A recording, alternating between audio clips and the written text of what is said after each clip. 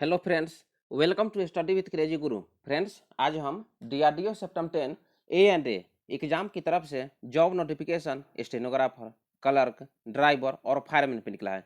1061 post निकला है। तो उसका जो एग्जाम है 13 मार्च से एग्जाम स्टार्ट हो चुका है और 22 मार्च तक इसका एग्जाम चलने वाला है। समझ गए होंगे। तो देखिए, आज हम जो डिस्कस करने वाले हैं 18 मार्च 2023 को जो शिफ्ट 3 में क्वेश्चन पूछे गए हैं, जीके जीएस, कुछ आपको रीजनिंग से भी क्वेश्चन है और कुछ इंग्लिश का भी क्वेश्चन है। तो इसमें हम जो इस वीडियो में हम देखने वाले हैं। समझ गए। उसके बाद आपको और भी कोई क्वेश्चन याद हो तो आप कमेंट में लिख सकते हैं या व्हाट्सएप नंबर कर सकते हैं। और जैसे मैं आज 19 मार्च 2023 को जो फर्स्ट शिफ्ट में कोई भी स्टूडेंट का एग्जाम होगा तो आप जरूर कमेंट में क्वेश्चन लिख दीजिएगा। तो स्टार्ट करते हैं क्वेश्चन। उससे पहले बता दें, चैनल पर नए हैं तो चैनल को सब्सक्राइब कर दीजिएगा और क्लास को शेयर कर दीजिएगा। स्टार्ट करते हैं। और उससे पहले बता दें, देखिए जितना भी क्वेश्चन हम बता रहे हैं ना, सब टेस्ट सीरीज में बताए हुए हैं, याद रखिएगा। टेस्ट सीरीज में बताए हुए हैं क्वेश्चन जो है 90% क्वेश्चन जो पढ़ाए हैं, उसके बाद ई बुक दिए वहाँ से क्वेश्चन देखने को मिल रहा है। क्वेश्चन जो एनजीटी के बारे में आप लोग पहले भी बता दिए थे। क्वेश्चन है, राष्ट्रीय हरित प्राधिकरण की स्थापना कब हुई थी?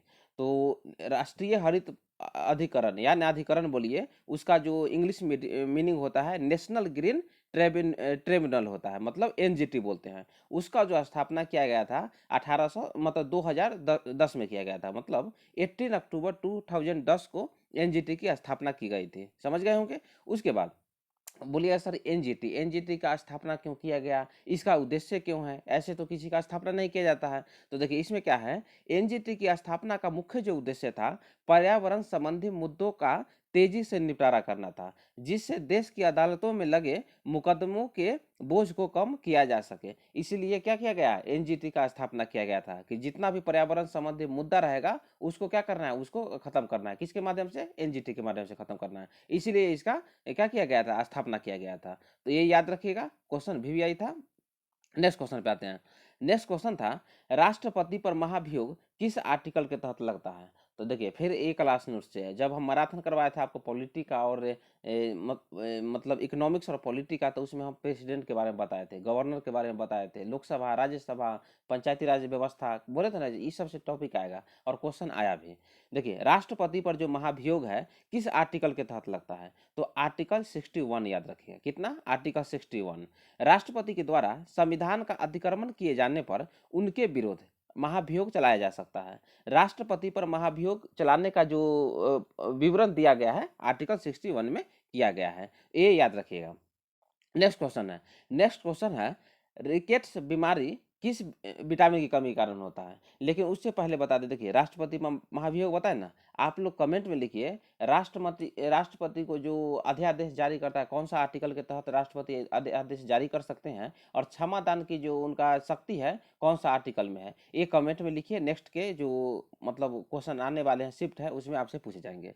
नेक्स्ट क्वेश्चन है, रिकेट्स बीमारी किस विटामिन की कमी के कारण होता है? तो देखिए रिकेट्स बीमारी जो है विटामिन डी की कमी के कारण होते हैं, जो कि स्वस्थ हड्डियों के विकास के लिए बहुत जरूरी है। कौन? तो विटामिन डी।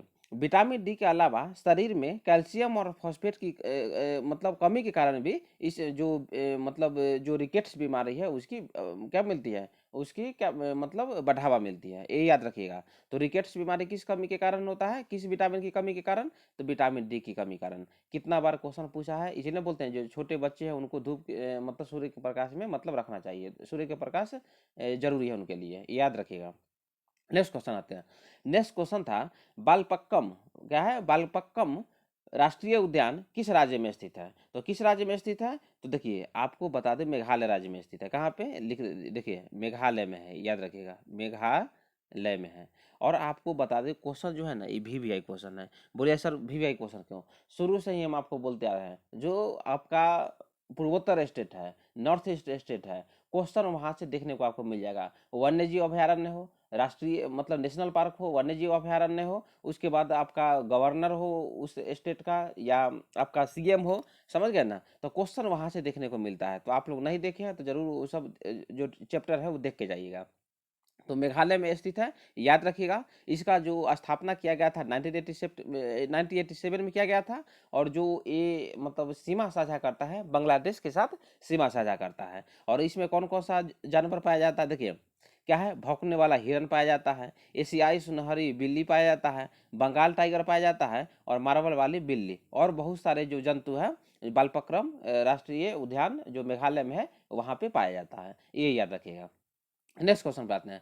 नेक्स्ट क्वेश्चन है लिंगायत समुदाय के मतलब लिंगायत संप्रदाय बोलिए के संस्थापक कौन थे? तो देखिए लिंगायत संप्रदाय के जो संस्थापक थे उनको उनका क्या नाम था बताइए। तो यहाँ पे देख लीजिए बसवा बोला जाता है। क्या बोला जाता है? बसवा बोला जाता है। मतलब बस बनना बोलिए बसवा बोलिए, उन्हीं का नाम है। तो संप्रदाय को आमतौर पर दक्षिण भारतीय मौखिक परंपरा में 12वीं शताब्दी में बसवा द्वारा स्थापित मतलब किया जाना माना जाता है। किसको? लिंगायत संप्रदाय को।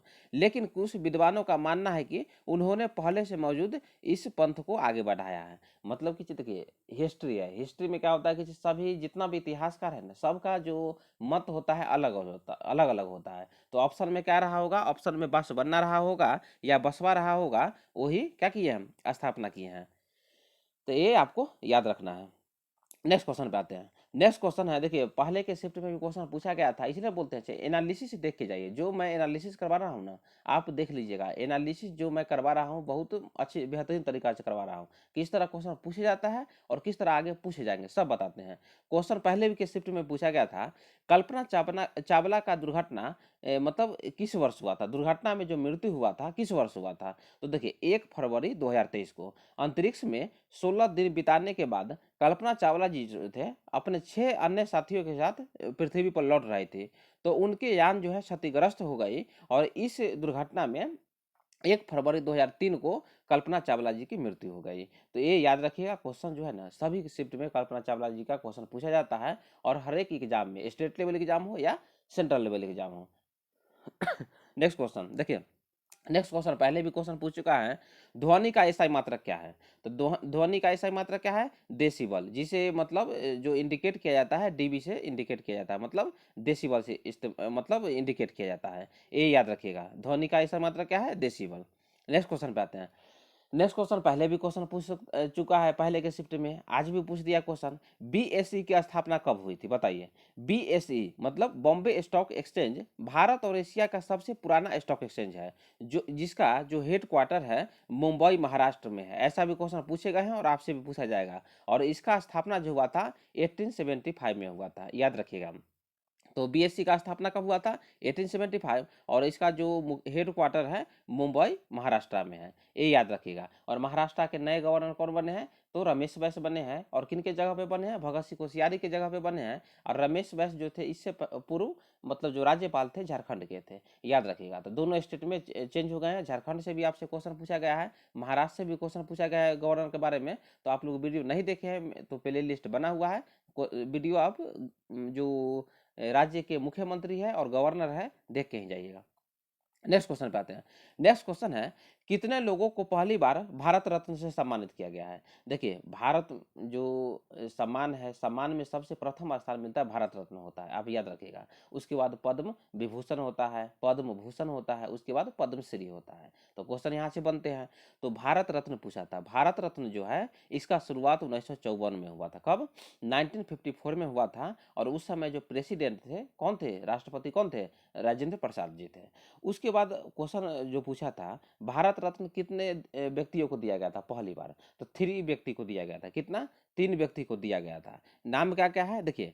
चक्रवर्ती राजगोपालाचारी, जिन्हें आप सी राजगोपालाचारी कहते हैं। और जानते हैं भारत के जो प्रथम स्वतंत्र भारत के प्रथम गवर्नर जनरल थे सी राजगोपालाचारी थे, ये याद रखिएगा।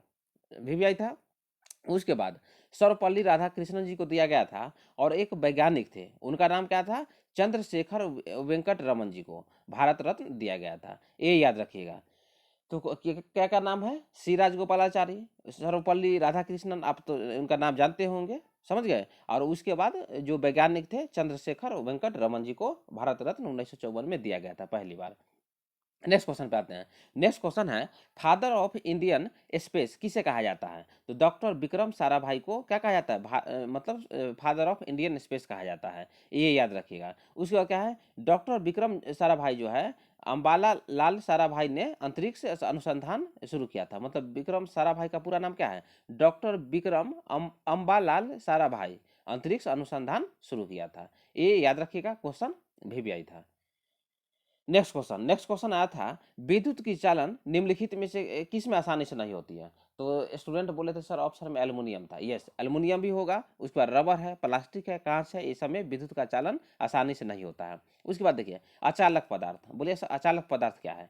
वे पदार्थ जिसमें विद्युत धारा आसानी से प्रवाहित नहीं होते हैं, उन्हें क्या कहा जाता है? अचालक पदार्थ कहा जाता है, तथा इसमें मुक्त इलेक्ट्रॉन नहीं होते हैं। समझ गए ना? और इसका जो प्रयोग है चालक तारों के आवरण के लिए विद्युत रोधी वस्तुओं के निर्माण में अचालक पदार्थ का यूज किया जाता है। ये याद रखिएगा। क्वेश्चन देखिए, क्वेश्चन इस तरह क्वेश्चन बहुत पूछे जाते हैं। धातु का मतलब मेटल और नॉन मेटल का आपका एग्जाम्पल भी पूछ दिया है, क्या है ये भी पूछ दिया है। तो ये लोग आप लोग देख के जाइएगा, क्योंकि क्वेश्चन ज़्यादा जो मतलब डिफिकल्टी लेवल से नहीं आता, याद रखिएगा। नेक्स्ट क्वेश्चन पे आते हैं। नेक्स्ट क्वेश्चन आपसे पूछा गया था, जी ट्वेंटी शिखर सम्मेलन मतलब एफएम शिखर सम्मेलन का आयोजन कहाँ किया गया है? तो देखिए ये क्वेश्चन जो आपको सही तरीका से याद हो ना तो कमेंट में लिखिएगा, नेक्स्ट क्वेश्चन में हम आपको बता देंगे। तो देखिए क्वेश्चन का आंसर है, भारत की जी 20 अध्यक्षता के दौरान नई दिल्ली शिखर सम्मेलन में जी 20 ट्रोइका का आयोजन किया गया था। ट्रोइका में इंडोनेशिया हो गया, इंडिया हो गया और ब्राजील देश शामिल थे, क्योंकि इस समूह के पास कोई भी अस्थायी सचिवालय नहीं है। तो ये याद रखिएगा। नेक्स्ट क्वेश्चन में पूछ सकता है जो कौन कौन शामिल हुआ था, तो इंडोनेशिया है, इंडिया है और ब्राजील जो है शामिल हुआ था। नेक्स्ट क्वेश्चन आया था, निम्नलिखित में से कौन सा धातु में तन्यता का गुण है? मतलब तन्यता कौन सा धातु में पाया जाता है, तन्यता क्या होता है? तो देखिए तन्यता क्या होता है? तन्यता का मीनिंग होता है धातुओं को पतली तारों में खींचने की क्षमता को क्या कहा जाता है? तन्यता कहा जाता है। मतलब एक मतलब कोई भी धातु की पतली तार है, उसको जितना खींच सकते हैं उसे क्या कहते हैं? तन्यता कहते हैं। सोना सबसे तन्य धातु, याद रखिएगा, गोल्ड जो है सबसे तन्य धातु है। क्वेश्चन भी आई है। 1 ग्राम सोने से लगभग 2 किलोमीटर लंबाई का तार खींचा जा सकता है। ऐसा भी क्वेश्चन आपको देखने को मिल सकता है। नेक्स्ट क्वेश्चन पे आते हैं। नेक्स्ट क्वेश्चन है, कौन सा नदी जो है चंबल की सहायक नदी नहीं है? तो देखिए स्टूडेंट जो राजस्थान वाले होंगे उनको तो पढ़ना ही होता है माही नदी के बारे में। तो माही नदी जो है ना चंबल की सहायक नदी नहीं है। और चंबल का जो पुराना नाम था चम्रनवती कहा जाता है। और इसकी सहायक नदी है कौन है? शिप्रा है। और शिप्रा कहाँ पे है? उज्जैन में है, जो कि उज्जैन जो है शिप्रा नदी के किनारे बसा हुआ है, याद रखिएगा। और उज्जैन जो प्रसिद्ध है किसके लिए? महाकाल के लिए प्रसिद्ध है। उसके बाद सिंध है उसकी सहायक नदी, काली सिंध है, कूनू नदी है, किसकी सहायक नदी है? तो चंबल की सहायक नदी है, ये याद रखिएगा। नेक्स्ट क्वेश्चन पूछा था, वह स्थान का नाम बताइए जहां घोड़े रखे जाते हैं, उसे क्या कहते हैं? तो उसे अस्तबल कहते हैं। देखिए अस्तबल जो होते हैं ना एक तरह की इमारत होती है जिसमें पशु रखे जाते हैं, मतलब जिसमें विशेष रूप से घोड़े को रखा जाता है, तो उसे क्या कहा जाता है? अस्तबल कहा जाता है। नेक्स्ट क्वेश्चन पूछा था, डायरेक्ट एक्सेस डिवाइस नहीं है, तो मैग्नेटिक टेप जो है ना डायरेक्ट एक्सेस डिवाइस नहीं है, ये याद रखिएगा। नेक्स्ट क्वेश्चन पूछा था, नेक्स्ट क्वेश्चन क्या था? देखिए नेक्स्ट क्वेश्चन था आपका, एक एंटोनिम आया था, फ्रीडम। फ्रीडम का एंटोनिम हम क्लास में भी आपको बता चुके थे, बोले थे ना क्वेश्चन आएगा। आप जनरल इंग्लिश में ज़्यादातर क्वेश्चन क्लास से भी आए हैं और जीके में भी आए हैं, रीजनिंग में भी आए हैं और एप्टीट्यूड में भी आए हैं। तो क्वेश्चन आया था, क्या आया था? फ्रीडम। फ्रीडम का एंटोनिम क्या है? तो पहले तो आपको हम बता दें एंटोनिम। एंटोनिम क्या होता है? एंटोनिम का मीनिंग हो जाता है ऑपोजिट वर्ड, मीन्स जो सामान्य हिंदी पढ़ते होंगे तो उसमें विलोम शब्द होता है। तो एंटोनिम का मीनिंग क्या होता है? एंटोनिम का मीनिंग हो जाता है मतलब ऑपोजिट वर्ड। तो जो फ्रीडम है, फ्रीडम का जो हिंदी मीनिंग होता है आज़ादी होता है या स्वतंत्रता होता है। तो इसका जो एंटोनिम होगा रिस्पॉन्सिबिलिटी होगा। बोले सर रिस्पॉन्सिबिलिटी मीनिंग क्या? जिम्मेदारी होना चाहिए। उसके बाद वीकनेस, वीकनेस है। उसके बाद एक्सट्रीम है, एक्सट्रीम का मीनिंग हो जाता है थोड़ा दुरत्तम वस्तु, याद रखिएगा दुरत्तम, जो मतलब जिसको आज़ादी नहीं हो।